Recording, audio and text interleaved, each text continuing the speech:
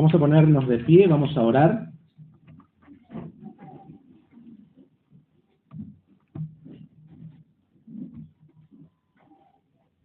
Después toman asiento, ¿sí? Señor, te damos gracias porque otra vez estamos juntos como iglesia. Somos el pueblo que tu Hijo ha adquirido a precio de sangre. Y nos juntamos apartando este día para la adoración corporativa, contemplar tu palabra también y disfrutar de la comunión, los medios que tú has provisto para edificar nuestras vidas. Entonces, por eso es un día especial para nosotros, como cada ocasión que podemos estar juntos como iglesia. Gracias porque ahora vamos a prestar atención a lo que la Escritura enseña en un tema particular y siempre esperando que tu Espíritu tome la palabra, la aplique a los corazones y en algunos pueda generar vida espiritual, en otros infundir ánimo, aliento, en otros reprender. Tú sabes, oh Dios, cómo estamos delante de ti, nuestros corazones, la condición. Tu palabra es como un espejo, es una luz que alumbra lo que hay dentro nuestro también. Así que, Señor, bendice la exposición, ayuda a mis hermanos a oír también el mensaje y sobre todo que tu Espíritu la utilice en nuestros corazones.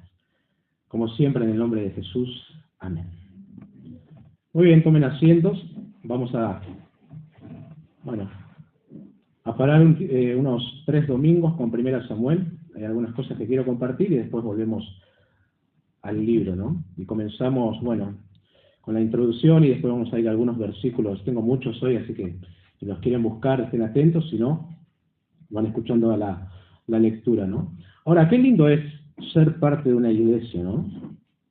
Ser parte de una familia, de una comunidad y disfrutar tantas bendiciones que tenemos en Cristo. Verdaderamente es hermoso tener una vida de iglesia, ¿no? Es hermoso tener un Salvador, Cristo, alguien que cambió nuestra manera de vivir, nos dio una vida nueva y alguien a quien estamos aguardando también, ¿no? Son cosas que nosotros disfrutamos como creyentes, ¿no? Hermoso es también haber recibido el perdón de los pecados. Pensaba en el libro del Progreso del Peregrino, cuando el personaje cristiano se encuentra con la cruz y esa carga que tenía sobre su mochila cae y queda completamente enterrada allí, ¿no? Bueno, es lindo también tener vida eterna, convivir con la certeza de que somos salvos y que un día estaremos con el Señor, ¿no? Esas gracias nos permiten a nosotros vivir esta vida gozosa mientras aguardamos también la vida eterna, ¿no? La vida venidera que, disfrutaremos cuando estemos con el Señor. Ahora, la vida cristiana es bella también porque no descansa en la inestabilidad de nuestros sentimientos, sino en la obra terminada de Cristo. Es bella también porque en medio de pruebas, dificultades, nosotros tenemos en quién confiar, en quién refugiarnos, nuestro Señor, la Escritura, tenemos hermanos en la fe también, tenemos paz con Dios, acceso a su gracia, y puedo añadir más, ¿no?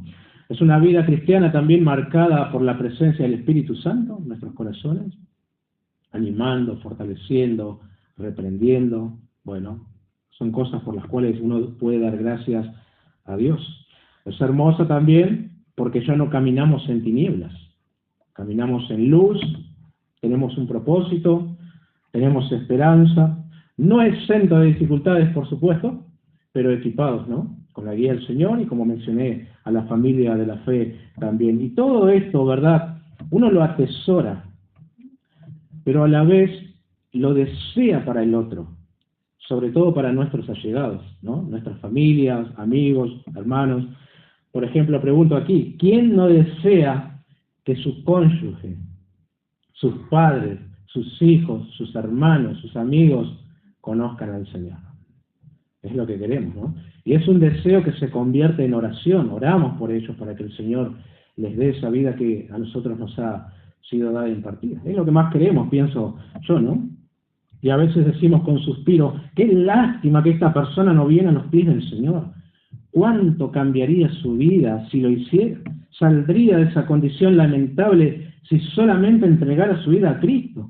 ¿Por qué no lo hace? ¿No se da cuenta que su vida así no llega a ningún lado? ¿No ve su necesidad de salvación? Y nos quedamos con esa espina, por así decirlo, ¿no? Con ese deseo de verle transformado por el Señor. Y a lo mejor esto suscita en nosotros algunas interrogantes. Está bien que las pensemos, que nos preguntemos, porque hay una respuesta, ¿no? Como por ejemplo, ¿por qué la gente no se salva?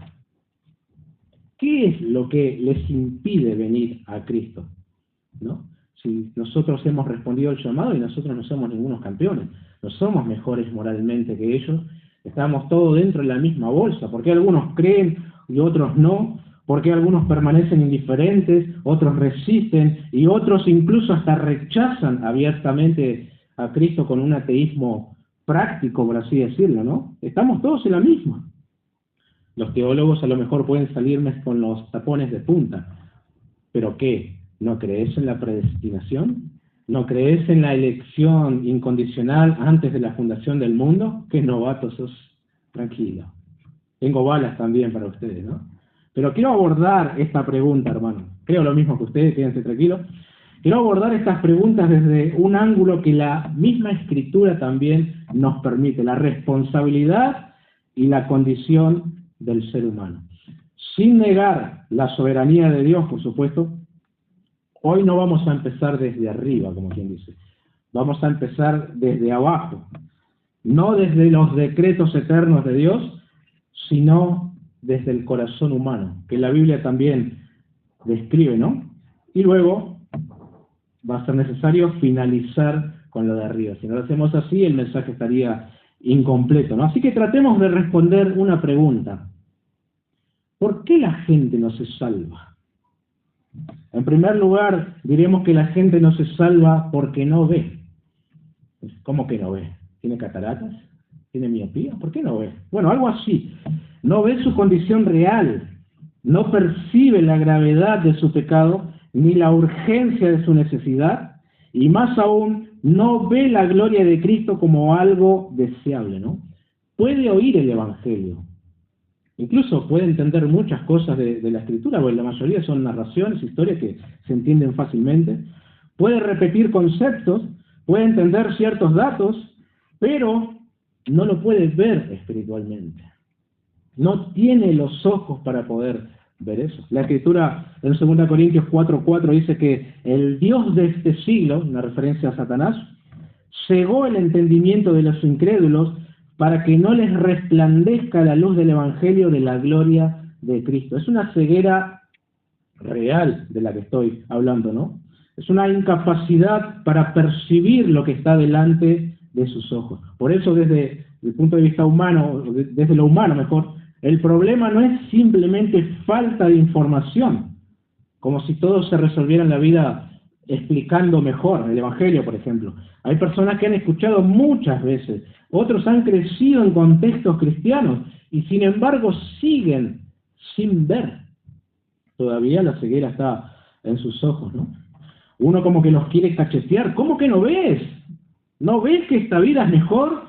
¿No ves la veracidad de la Biblia? ¿Cómo es un libro tan vivo, auténtico y que te conduce a la verdad? Es palabra de Dios. ¿No ves la hermosura de Cristo? Y no ves. Esa es la realidad. No puede ver, mejor dicho, ¿no? Su entendimiento ha sido embotado. Efesios 4:18 dice que tienen el entendimiento entenebrecido. De ahí la ceguera, ¿no? Entonces no pueden ver la hermosura de Cristo. Pastor MacArthur dice que sin importar lo hábil que sea la presentación del Evangelio, no persuadirá a la mente depravada para responder favorablemente. A veces nosotros nos frustramos cuando compartimos el Evangelio, ¿no? Lo hice mal. El segundo punto estuvo mal y por eso cuando di paso al tercero estuve mal y ahí ya expliqué cualquier cosa y por eso no creyó él. Es como que de alguna manera él no creyó al Evangelio porque mi presentación fue defectuosa. Es decir, la culpa termina siendo mía, ¿no? Ahora, si bien hay que compartir un Evangelio bíblico, la realidad es que las personas están ciegas. No pueden ver, no pueden entender algo espiritual por la condición de sus mentes. Entonces objetarás, si esta es su condición, Y entonces, ¿para qué hablarles de Jesús? Bueno, no te adelantes hasta el final, que hay respuesta para esto, ¿no? Ahora, no es que son víctimas. Oh, vino el diablo y cegó su entendimiento, y por culpa del diablo ahora ellos no tienen la capacidad de poder ver la hermosura de Cristo y así ser salvos. No, no son víctimas. Son responsables también por no poder ver. La Escritura nunca ha de presentar al hombre como si se encontrara en un terreno neutral. Jesús lo dijo. Juan capítulo 3, versículos 19 y 20. Y esta es la condenación, que la luz vino al mundo y los hombres amaron más las tinieblas que la luz, porque sus obras eran malas. Porque todo aquel que hace lo malo aborrece la luz y no viene a la luz para que sus obras no sean reprendidas. Ahí está el punto, hermanos. ¿Por qué no vienen a Cristo? Porque no quieren venir. Son responsables. No ven porque tampoco quieren hacerlo. Hay una preferencia moral, una disposición hacia lo malo. Pablo también lo afirma en Romanos capítulo 1, verso 21. Pues habiendo conocido a Dios en su revelación general, las cosas de este mundo, no le glorificaron como a Dios, ni le dieron gracias, sino que se envanecieron en sus razonamientos y su necio corazón fue entenebrecido. ¿Notan? Hubo un rechazo activo de parte de la persona. Y eso tuvo una consecuencia mayor aún, mayor oscuridad, porque luego dice el texto que Dios los entregó a la inmundicia. Por no responder a la luz que tenían, su condición postrera fue peor, ¿no? Su entendimiento ahora está embotado. Entonces, hay que sostener ambas verdades sin diluir ninguna. ¿Hay ceguera real producida por el diablo? Sí. 2 Corintios 4:4 lo leímos. Pero esa ceguera está ligada a un corazón que ama el pecado y resiste a la luz. No son simplemente engañados, son cómplices. Y eso abre la puerta para que luego las artimañas, la astucia y el engaño de Satanás entre como camión sin freno, diríamos, ¿no? Por eso la obra de engaño de Satanás es efectiva, porque dialoga con deseos, amores y resistencias que ya están presentes en el corazón del hombre. Como para ilustrar esto, lo que Satanás hace es encender el mechero, pero desde un corazón que ya está largando gas, ¿sí? Entonces, como que se complementa y da ese resultado, ¿no? Satanás no crea el fuego desde cero, enciende lo que ya está allí. Hay una disposición previa, hay una inclinación del corazón que responde a ese estímulo. Por eso el engaño prospera. No solo viene de afuera, encuentra complicidad adentro, ¿no? Como dice Santiago 1:14, cada uno es tentado cuando de su propia concupiscencia es atraído y seducido. El enemigo prende la chispa, pero el combustible ya está en el corazón del pecador, ¿no? Eso viene desde el huerto del Edén, en la caída de nuestros primeros padres. Satanás vino con engaño a Eva, pero encontró un hueco, un eco en su corazón que respondió a eso, ¿no? No es que ella tampoco fue víctima del engaño. Así que, ¿por qué la gente no se salva? Primeramente porque no ve. Satanás cegó su entendimiento, pero esa ceguera no los exime de responsabilidad. No ven, pero también aman no ver. Esa es la realidad. Hay otro texto que presenta también ambas realidades, ¿no? En Juan 8:43, Jesús pregunta a los judíos, ¿por qué no entendéis mi lenguaje?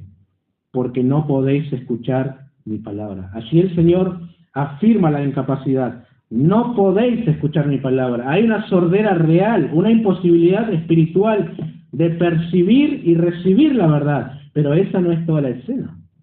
El contexto en el cual el Señor dijo eso evidencia que esa incapacidad está ligada a una disposición del corazón. No oyen porque no quieren alinearse con la verdad. Ahí está, ¿no? No es que son víctimas. Hay una resistencia en su corazón. Entender esto, hermanos, de la condición del hombre, de la ceguera espiritual, ya nos va preparando una respuesta a la problemática planteada, ¿no? Sin mencionarlo todavía, nos va conduciendo hacia lo que el hombre necesita. Bueno, en segundo lugar, ¿Por qué la gente no se salva? Sencillamente porque no quiere. No quiere la salvación. Piensen, ¿a quién no le gusta recibir regalos? A todos nos gusta recibir regalos, nos emocionamos y bueno, damos las gracias, etcétera, ¿no?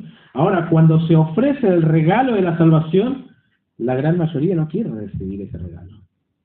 Y eso es por voluntad propia, ¿verdad? Nadie está llevando a que diga que no.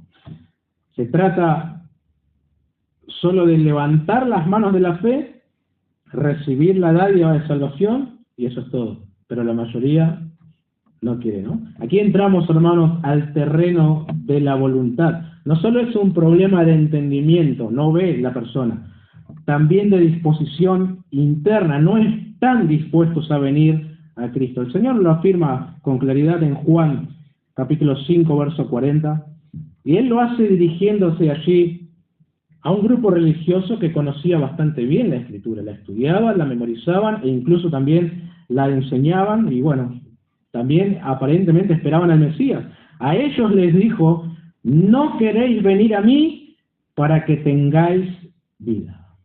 Noten que no está hablando con gente ignorante que no sabe nada de la Escritura, no. Eran personas con conocimiento bíblico y aún así, con toda esa info, no quieren. Tenían formación, preparación y exposición, pero no tenían disposición. No querían ir al Señor. La responsabilidad recae sobre la voluntad del individuo. Hay un rechazo activo, una negativa deliberada hacia el ofrecimiento de Cristo. Lo dijo también Jesús en otra porción, en Lucas capítulo 13, 34. Jerusalén, Jerusalén, lamentándose, ¿no? Que matas a los profetas y apedreas a los que te son enviados. ¿Cuántas veces quise juntar a tus hijos como la gallina a sus polluelos debajo de sus alas? Y no quisiste. El pueblo se rehusó, no quiso.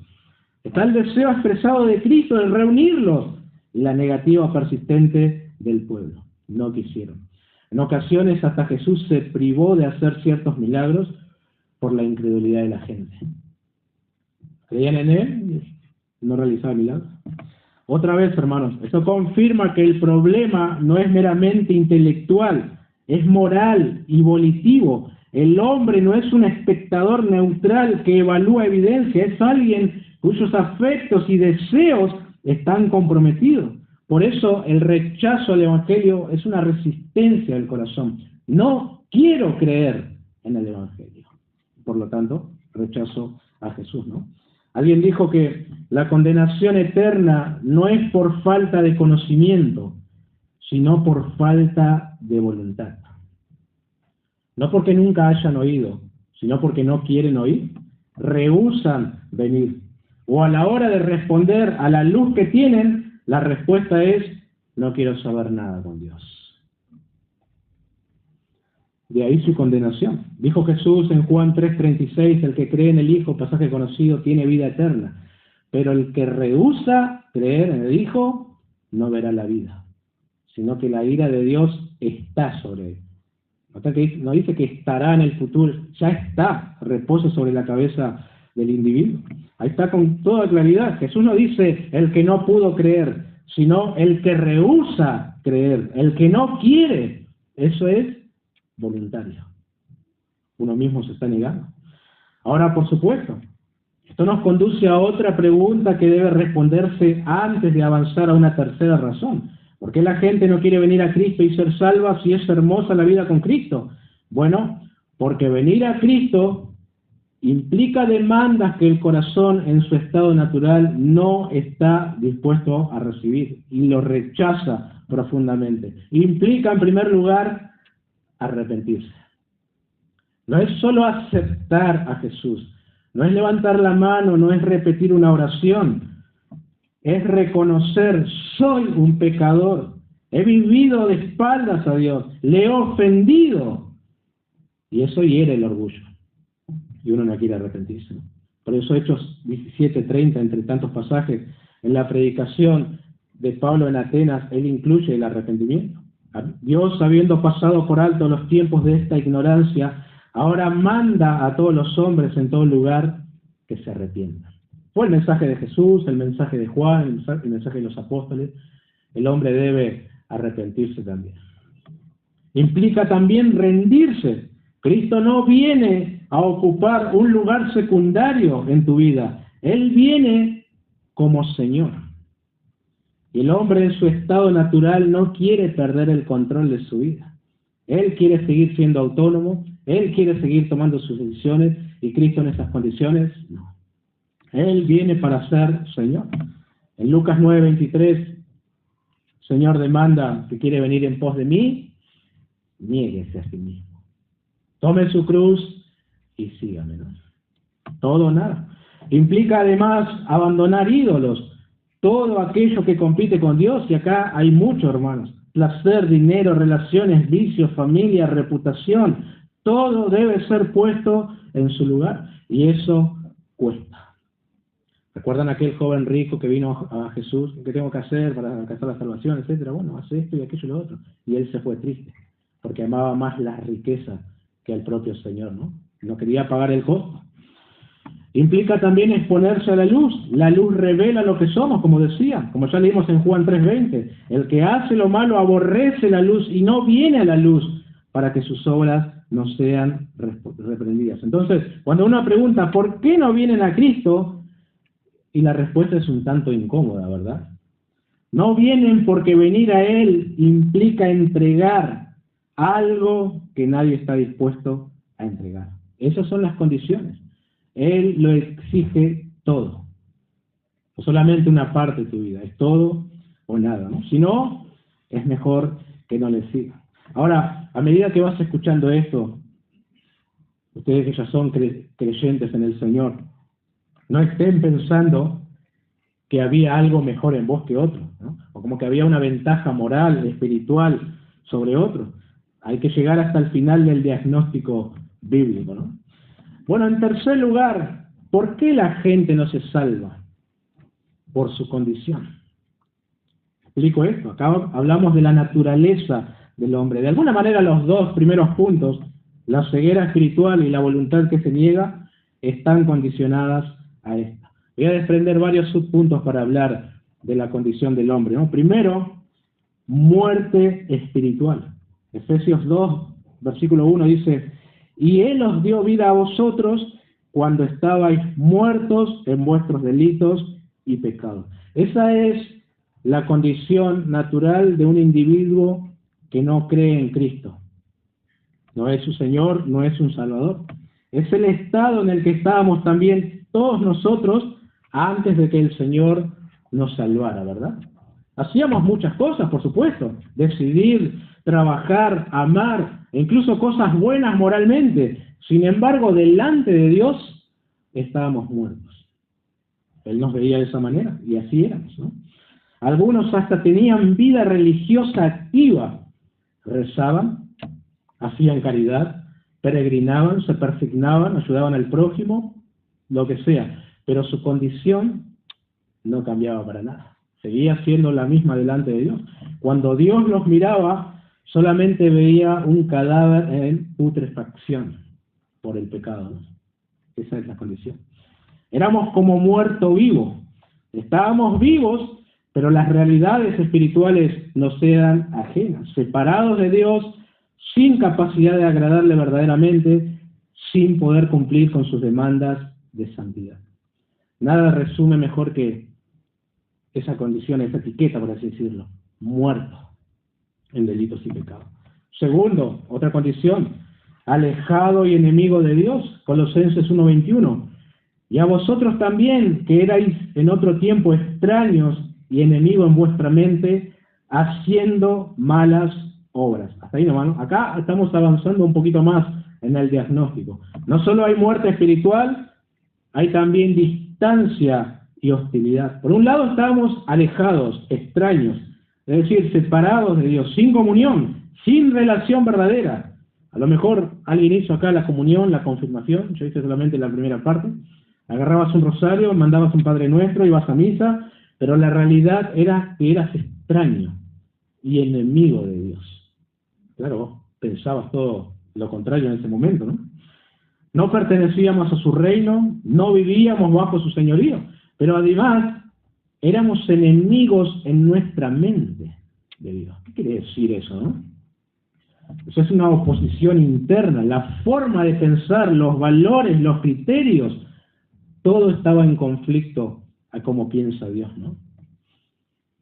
Y eso se manifestaba en la práctica. El texto dice, haciendo malas obras. Es decir, la conducta evidenciaba esa enemistad contra Dios. A lo mejor alguien no era muy desacatado, por así decirlo, pero de todas maneras no cambiaba su condición. No era solamente algo teórico invisible, se expresaba en la vida diaria, ¿no? Entonces, cuando alguien no viene a Cristo, no es simplemente que está lejos, como que se extravió. Es que en su condición natural está lejos y no quiere acercarse, porque su mente misma está contra Dios. Tercero, la tercera condición, esclavo del pecado. Esto es progresivo, hermanos, ¿no? Hasta llegar al cuarto. Juan 8:34, Jesús les respondió, de cierto os digo, que todo aquel que hace pecado, esclavo es del pecado. Muy sencillo de entender en la época que se dijo, el cual la esclavitud todavía estaba en vigencia, ¿no? Un esclavo era básicamente propiedad de su amo. Eso es todo, ¿no? El hombre comete pecado, practica pecado, porque su amo es el pecado. No porque el lugar que nació, no por su condición económica, no por la junta que tuvo en su infancia. Peca por esclavitud. Y esto explica por qué no viene a Cristo. No es simplemente que no quiere cambiar, sino que no es libre para hacerlo. Su voluntad está condicionada, inclinada, dominada por el pecado. Y externamente parece el individuo libre, ¿verdad? Porque decide, elige, planifica, pero en lo profundo responde siempre a ese amo interno. Como para ilustrar, es como si estuvieras encadenado, pero tenés una cadena muy larga, y puedes hacer diferentes movimientos, pero tenés un límite, solamente hasta donde tu amo te lo permite. Y ahí está, ¿no? Vos digo, quiero hacer esto, que a lo mejor se afecta, y vení para acá. Ese es tu límite, no podés. Sos esclavo. El gran problema es que por sí mismo el hombre no puede liberarse de esa esclavitud. Además, no ve la necesidad de hacerlo. Por un lado, está complacido con ser esclavo. Es un esclavo encantado de serlo. En la época de Jesús había mucha gente que era esclava, ¿verdad? Pero muchos de ellos no querían ser libres, porque al estar con su amo, por lo menos tenían seguridad, protección, comida, incluso algunos heredaban las cosas de sus amos. Así que voluntariamente querían seguir siendo esclavos. Así sucede también espiritualmente. El pecador no solo está esclavizado, sino que se siente cómodo en esa esclavitud. No percibe su condición como un problema urgente. Está adaptado, habituado, incluso satisfecho también, ¿no? Y una cuarta condición del hombre en su estado natural sin Cristo, bajo la potestad de Satanás. Hechos 26:18, para que abra sus ojos, para que se conviertan de las tinieblas a la luz y de la potestad de Satanás a Dios, para que reciban por la fe que es en mí perdón de pecados y herencia entre los santificados. Colosenses 1:13, el cual nos ha librado de la potestad de las tinieblas. Efesios 2:2, en los cuales anduvisteis en otro tiempo, siguiendo la corriente de este mundo, conforme al príncipe de la potestad del aire, el espíritu que ahora opera en los hijos de desobediencia. Y 1 Juan 5:19, sabemos que somos de Dios y el mundo entero está bajo el maligno. El hombre en su estado natural no solamente no ve, tiene una ceguera, no solamente no quiere salvación, no solo está muerto, no solo está enemistado y esclavizado, sino también está bajo una esfera de dominio espiritual. Esto puede chocar bastante con nuestra percepción, queridos hermanos, ¿no? Tenemos familia, tenemos vecinos, tenemos conocidos, tenemos gente que conocemos y queremos y nos parece buena gente, ¿verdad? E incluso algunos con vidas más ordenadas que los mismos creyentes. Y pensamos, no, no puede ser que esté en esta condición, tiene que haber una equivocación en tu descripción. ¿Cómo que va a estar bajo Satanás? Si yo lo conozco, es un buen muchacho, es macanudo. ¿Cómo va a estar bajo la potestad del diablo? Lo está, hermanos. La Escritura no evalúa por apariencia externa, sino por condición espiritual. Y desde esa perspectiva, todos los que no están en Cristo están bajo la potestad de Satanás. Nos duela, quieras o no quieras, ¿no? No importa que a algunos se les note claramente una influencia diabólica más evidente, mientras que en otros eso no sea tan perceptible. La diferencia es de grado, no de condición. La condición sigue siendo la misma. Están bajo el dominio de Satanás. Y no necesariamente tienen que robar, matar o practicar la brujería o cosas que nosotros sabemos que son malas y bueno, está el diablo detrás. Puede ser más bueno que el asi y su condición no cambia. Sigue estando bajo la potestad de Satanás. Lo único que puede romper con esa condición es que tal individuo cambie de Señor. Como sabemos por la Escritura, solamente hay dos señores: Cristo o Satanás. Y todos los individuos en el mundo están bajo una potestad, sobre la de Cristo o sobre la de Satanás. No hay más. Es así, hermanos. Así que ahora te das cuenta por qué la gente no se salva. No ven, no quieren, poseen una condición lamentable de muerte espiritual, extraño, enemigo de Dios, esclavo del pecado y bajo el dominio del diablo. Eso quiere decir que por sus propios medios es imposible que sean salvos. No pueden salvarse en esa condición a sí mismos. Ahora no solamente no quieren, directamente no pueden, aun si en algún momento lo intentaran desde sus fuerzas. Y frente a esta realidad, hermanos, muchos han escogido diferentes caminos, tomado algunas propuestas como para, bueno, a ver si podemos alcanzar el cielo, podemos salvarnos. Por ejemplo, confiar en las obras. Si hago lo bueno, Dios me aceptará. Y como que se esfuerzan y logran ciertas cosas que delante de los hombres son buenas y pueden serlo, y a lo mejor su conciencia está un poquito más tranquila y ahora estoy dentro de todo mejor con Dios porque cambié, modifiqué esta conducta, modifiqué este hábito. Pero Isaías dijo que todos nosotros somos como suciedad y todas nuestras justicias como trapo de inmundicia, en capítulo 64, verso 6. Imposible realizar alguna buena obra que logre que Dios nos acepte y nos abra la puerta del reino. No hay. Otros se refugiaron en la religión y esperan entrar en ese grupo de candidatos que, según ellos, alcanzarán la salvación. Como por ejemplo, los testigos de Jehová, que dicen que son 144.000 los que irán al cielo, basándose en una interpretación particular de Apocalipsis 7 y 14, y mientras que el resto tendría otro destino en la tierra.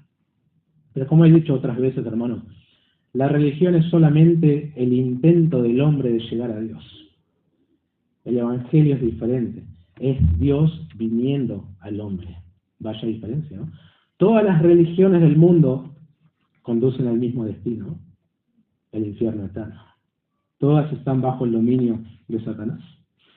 Puede haber un tercer grupo que dice estar en el camino correcto. Supuestamente confían en Jesús para salvación. Sin embargo, sus vidas dice todo lo contrario. Este último grupo se suma a los dos primeros.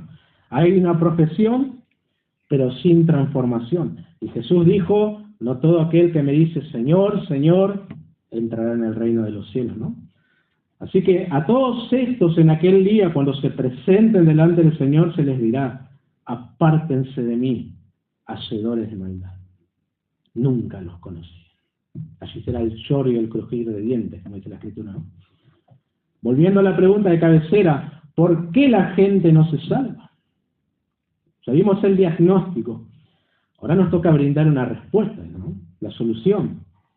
Porque si el problema es tan profundo, ceguera, rechazo, muerte espiritual, esclavitud, dominio de las tinieblas, entonces la solución no puede venir del mismo hombre. Tiene que venir de otro lado. Tiene que venir de Dios. De un Salvador, ¿verdad? Y eso es precisamente lo que el Evangelio anuncia. Lo que el hombre no puede hacer por sí mismo, Dios lo hace en él. Y noten, hermanos, cómo la Escritura muestra a Dios obrando en estas tres áreas que nosotros mencionamos acerca del hombre, ¿no? Primero, fue que el hombre no ve. Eso es lo que vimos, ¿no? Tiene el entendimiento entenebrecido. Sin embargo, Dios le abre los ojos. Hechos 16:14, el Señor abrió el corazón de Lidia para que estuviese atenta a lo que Pablo decía. No solo fue que escuchó mejor, fue que Dios intervino en su interior, ¿verdad? También 2 Corintios 4:6, Dios resplandeció en nuestros corazones para iluminación del conocimiento de la gloria de Dios en la faz de Jesucristo. Note que donde había oscuridad, Dios arrojó luz. Donde no había percepción, Dios concede entendimiento espiritual. Para eso vino Cristo, según la profecía de Isaías 42, para que abras los ojos de los ciegos, para que saques de la cárcel a los presos y de casas de prisión a los que moran en tinieblas. Noten que Cristo no vino simplemente a enseñar, como dicen algunos, o para darnos el ejemplo de cómo tenemos que vivir nosotros. No, Él vino con una función específica. Vino a hacer lo que el hombre no puede hacer por sí mismo. Por eso donde antes no veían, ahora ven. No porque desarrollaron una capacidad nueva por sí mismos, sino porque Cristo vino a darles vida. Dijimos también que el hombre no quiere salvación. Su voluntad está inclinada en contra la de Dios. Sin embargo, la Escritura muestra que Dios también obra en la voluntad. Filipenses 2:13, porque Dios es el que en vosotros produce así el querer como el hacer por su buena voluntad. ¿Notan? Dios no solamente te invita desde afuera. Hay una obra que Él realiza en el interior del individuo. Él inclina el corazón hacia Él. Parte de la obra de Dios en el nuevo pacto implica un cambio desde adentro. Ezequiel 36, 26 y 27. Os daré corazón nuevo y pondré espíritu nuevo dentro de vosotros, y quitaré de vuestra carne el corazón de piedra, y os daré un corazón de carne, y pondré dentro de vosotros mi espíritu, y haré que andéis en mis estatutos, y guardéis mis preceptos, y los pongáis por obra. El hombre no quiere, Dios le da un nuevo corazón. Obra en su voluntad. El hombre no puede, Dios pone su espíritu y lo capacita. En la misma dirección, Juan capítulo 6, verso 44, nadie puede venir a mí, dijo Jesús, si el Padre que me envió no le trajere. Ahí el Señor presenta ambas realidades, ¿no? Incapacidad del hombre y acción divina. El hombre no puede venir a Cristo por sí mismo, pero el Padre lo trae. No es solo una invitación externa, es una obra eficaz que vence la resistencia del corazón. Es la gracia irresistible, como han llamado los reformadores, ¿no? Y en tercer lugar, el hombre no puede por su condición, está muerto, esclavizado bajo el dominio del diablo, pero ahí también interviene Dios de manera decisiva. Efesios capítulo 2, versículo 4 al 6. Pero Dios, que es rico en misericordia, por su gran amor con que nos amó, aun estando nosotros muertos en pecados, nos dio vida juntamente con Cristo. Por gracia sois salvos. Y juntamente con Él nos resucitó y asimismo nos hizo sentar en los lugares celestiales en Cristo Jesús. Desglosemos brevemente el versículo. Pero Dios, ¿no? Así comienza. Esa expresión corta toda esperanza humana y abre la única esperanza real. No dice, pero el hombre reaccionó, ni pero el hombre mejoró, ¿no? Dice, pero Dios, la iniciativa es de Él, ¿no? Aún estando nosotros muertos, nos dio vida juntamente con Cristo. No esperó que reaccionáramos porque sabe que no podemos reaccionar. Él dio vida en la muerte. Esto es regeneración. El que no podía responder, ahora vive. Y luego, juntamente con Él nos resucitó. No solo vida inicial, sino una nueva posición. Salimos de la esfera de muerte para entrar en la vida de Cristo. Y luego Nos hizo sentar en los lugares celestiales con Cristo Jesús. Esto habla de un nuevo dominio, una nueva posición, nueva ciudadanía, nueva realidad espiritual. Ya no bajo tinieblas, sino en unión con Cristo. Entonces, ¿qué es la salvación? Esto. El hombre no ve, Dios le abre los ojos. El hombre no quiere, Dios obra en su voluntad. El hombre está en una condición lamentable, Dios le da un nuevo corazón, una nueva vida, nuevos deseos y una nueva posición. Y todo esto, como dice el texto, por su gran amor, por gracia, ¿no? Así dice. Probablemente otra vez alguien objete: si esta es la realidad de la salvación, entonces, ¿qué necesidad tenemos de predicar el Evangelio si al final es Dios quien hace todo? Que lo haga Él y nosotros estamos tranquilos en casa. Bueno, parece válida la objeción, ¿no? Pero parte de una dicotomía que la Biblia no hace. Dios no solamente determina el fin, salvar. Él también provee los medios para que la salvación se dé. Y ahí es cuando entra la predicación del Evangelio. Romanos capítulo 10, versículo 14. ¿Cómo pues invocarán a aquel en el cual no han creído? ¿Y cómo creerán en aquel de quien no han oído? ¿Y cómo oirán sin haber quien les predique? 1 Corintios 1, 21. Pues ya que en la sabiduría de Dios el mundo no conoció a Dios mediante la sabiduría, agradó a Dios salvar a los creyentes por la locura de la predicación. Dios salva y utiliza este instrumento, la predicación de su palabra. También la palabra es el medio, un instrumento más de regeneración. Santiago 1:18. Él, de su voluntad, nos hizo nacer por la palabra de verdad. 1 Pedro 1:23, parafraseando, siendo renacidos por la palabra de Dios. El nuevo nacimiento, hermanos, es obra de Dios, pero instrumentalmente vinculado a la palabra. A mí sí, como he dicho en otras veces, me hacen dudarlo aquellos que dicen que han conocido a Dios, tuvieron una experiencia, no sé, a raíz de un sueño, a raíz de algo que les sucedió, y entiendo que Dios utiliza su palabra para salvar a los pecadores, ¿no? Entonces, cuando la palabra es proclamada, el hombre oye externamente, pero si Dios obra, es vivificado internamente. La misma palabra que llega al oído, el Espíritu la aplica en el corazón, creando una nueva criatura, ¿no? La regeneración, el nuevo nacimiento, como quieran, ¿no?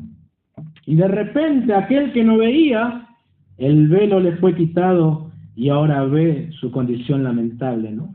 Ve su pecado, ve su necesidad y sobre todo ve a Cristo como precioso y suficiente. Aquel que no quería, ahora quiere, se arrepiente, se rinde y abraza a Cristo con la fe. Aquel que no podía, ahora puede, responde, cree, viene, porque Dios obró en su corazón, en su interior. Ya no está muerto, vive, ya no es esclavo, fue libertado, ya no está bajo tinieblas, ha sido trasladado al reino de Cristo. Entonces, ¿por qué alguien se salva? Ahora cambia el sentido de la pregunta, ¿no? Se salva no porque era mejor, no porque entendió más, no porque quiso primero, sino porque Dios tuvo misericordia. Obró por su palabra y le dio vida. Seguramente hay en este lugar personas, hombres y mujeres, que se encuentran en la primera condición que describimos, ¿no? En ese estado, o encajan en el diagnóstico del hombre caído y muerto en delitos y pecados. Y la palabra de Dios lo que hace es mostrarte tu condición. Así estás. No para condenarte, por supuesto, ¿no? Sino para llamarte a Cristo. Si este es tu caso, que puede serlo, por supuesto, no te excuses, no endurezcas el corazón. La misma voz que expone tu realidad es la que te invita: arrepiéntete y cree en el Evangelio y serás salvo, ¿no? Hoy has oído, has sido confrontado con tu realidad y hoy también sos llamado. No te quedes en ese estado. Debes venir con urgencia a Cristo por la fe. Y mientras respondes, entiendes esto. Si en tu corazón empieza a haber convicción Si ves tu pecado, si deseas ser salvo, no lo resistas. Eso no nace de ti, es Dios obrando en tu corazón, ¿no? Ven a Cristo por la fe y serás salvo hoy mismo. Solamente puedes confiar en Él, ¿no? Oremos. Te damos gracias, oh Dios. Gracias por darnos vida espiritual. Gracias por inclinar nuestra voluntad hacia ti, por quitar la ceguera de nuestros ojos. Gracias por la salvación en Cristo. Oro por aquellos que en este lugar aún no te conocen, están muertos en delitos y pecados, bajo la potestad de Satanás. Pero tú puedes cambiar, romper eso, generando vida en su corazón, dándoles vida espiritual, quitando el velo de sus ojos para que puedan ver la hermosura de Cristo y corran hacia Él abrazándolo por la fe.